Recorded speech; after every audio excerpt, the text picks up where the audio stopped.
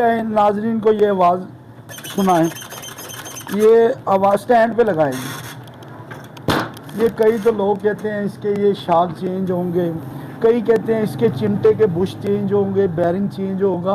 अब हम आपको बताएंगे कि ये आवाज़ कैसे ठीक होगी। ये नट खोलेंगे सेंटर एक्सल का,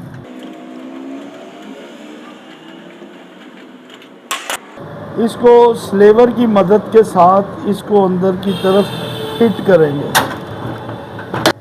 दूसरी तरफ से ये एक्सल इस तरह बाहर आ जाएगा। इसको इस तरह से ग्रीस लगा लें, इसको इस तरह से ऑयल लगा लें और इसको अंदर की तरफ हिट कर दें।